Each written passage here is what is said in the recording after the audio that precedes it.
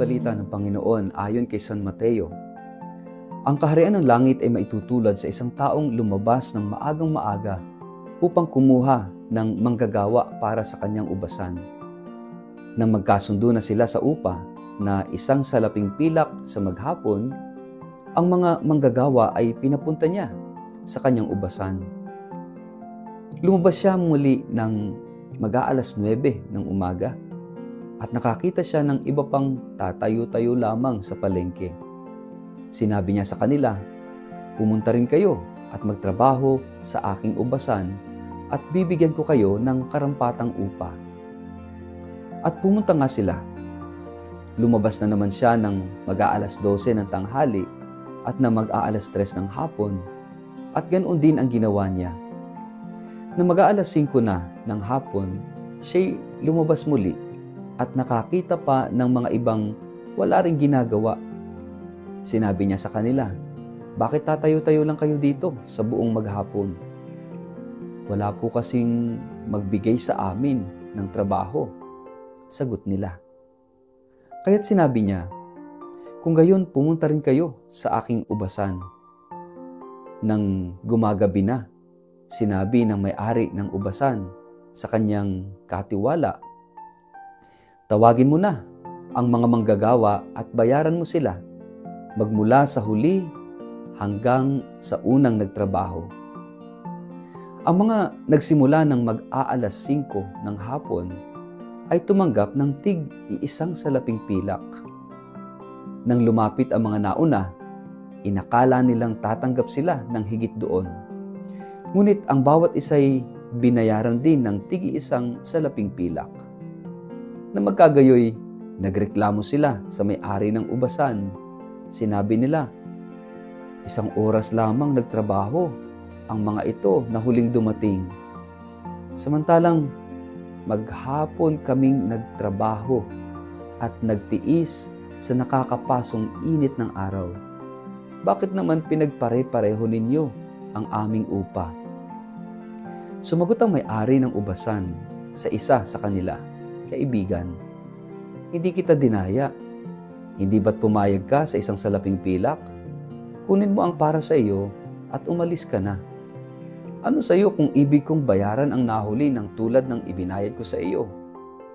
Wala ba akong karapatang gawin sa ari-arian ko ang aking maibigan? Kayo ba'y naiinggit dahil ako'y nagmagandang loob sa iba?" At sinabi ni Jesus, "Ang nahuhuli mauuna at ang nauuna ay mahuhuli." Ang mabuting balita ng Panginoon. Mapagpalang araw sa inyong lahat. Welcome po sa ating Gospel in a Nutshell. Mga kapatid, ang talinghaga ng mga manggagawa sa ubasan ay madalas nakaka-istorbo sa ating isip. Bakit pare-pareho ang ibinigay na sahod ng may-ari ng ubasan? Mula sa mga nagtrabaho ng buong araw hanggang sa mga huling dumating na halos 1 oras na lang ang ipinagbanat ng buto. Sa pananaw ng tao, parang hindi naman makatarungan yon. Pero sa mata ng Diyos, ipinapakita niya ang mas malalim na hiwaga ng kanyang pagmamahal at biyaya. Sa lipunan, natututo tayong sukatin ang lahat. Ilang oras kang nagtrabaho, gaano kalaki ang kontribusyon mo, ano ang katumbas na gantimpala. Kaya normal na nagrereklamo ang mga unang tinanggap na manggagawa. "Panginoon, bakit naman pare-pareho lang ang ibinigay mo sa amin at sa kanila?" Ito yung reklamo. Ngunit ang Diyos ay hindi negosyante. Ang kanyang kaharian ay hindi negosyo ng palitan, kundi regalo ng biyaya.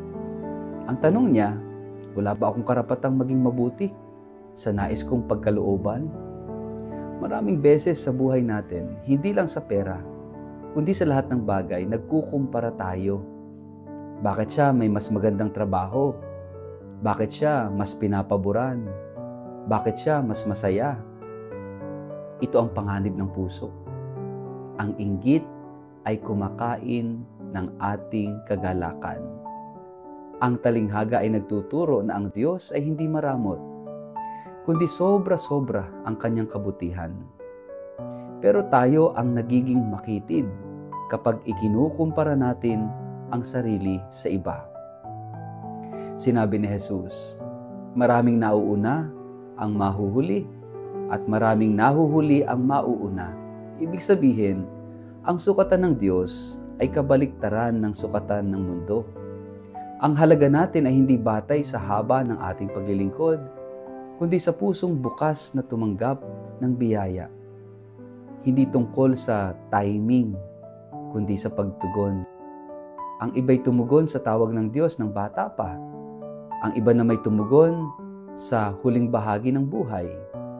Pero pare-pareho silang tinatanggap sa kaharian. Sapagkat ang Diyos ay hindi nagbibilang ng oras, kundi nagmamahal ng buo. Sa ating lipunan, sanay tayo sa meritocracy. Kung sino ang mas mahusay, mas masipag, mas matalino, siya ang may merit, siya dapat ang umangat. Pero ang Ebanghelyo ngayon, nagpapaalala na ang langit ay hindi pinapasok sa sipag lamang kundi sa awa ng Diyos. Kaya ba nating tanggapin na ang Diyos ay mas mabuti kaysa sa ating pakiramdam na makatarungan?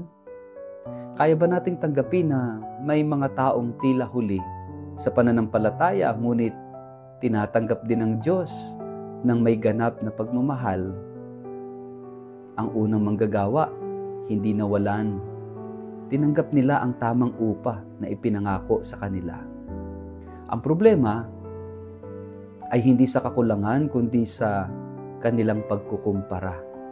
Ganito rin tayo minsan. Hindi tayo nawawalan, pero dahil mas nakatingin tayo sa iba, nakakaligtaan natin ang pasasalamat sa biyayang natanggap na natin. Ang hamon, tumigil sa pagkukumpara at magsimulang mamuhay sa pasasalamat. Mga kapatid, kung titingnan natin, lahat tayo mga manggagawa sa ubasan ng Diyos. Ang ilan matagal lang naglilingkod. Ang iba ngayon lang nagsisimula. Pero ang mahalaga, iisa ang may-ari ng ubasan at pare-parehong mahalaga sa Kanya ang bawat isa. Kung ang ating paglilingkod ay nakabatay sa gantimpala, madali tayong madismaya. Pero kung nakaugat sa pagmamahal, kahit anong oras tayo pumasok, ang ating kagalakan ay hindi matitinag. Mga kapatid, ang Diyos ay hindi maramot sa amo. Siya ay Ama na mapagbigay. Ang langit ay hindi sahod na ipinaglalaban, kundi kaloob na tinatanggap. Ang biyaya ng Diyos ay sapat para sa lahat at hindi ito nauubos. Huwag nating hayaang sirain ng inggit at paghahambing ang ating pananampalataya. Sa halip, yakapin natin ang hiwaga ng biyayang walang sukatan at matutong magpasalamat sa kabutihan ng Diyos sa ating lahat. Sama-sama po tayong magnilay. Tanungin natin yung ating mga sarili. Sa ating buhay ba, saan natin madalas ikumpara ang ating sarili sa iba?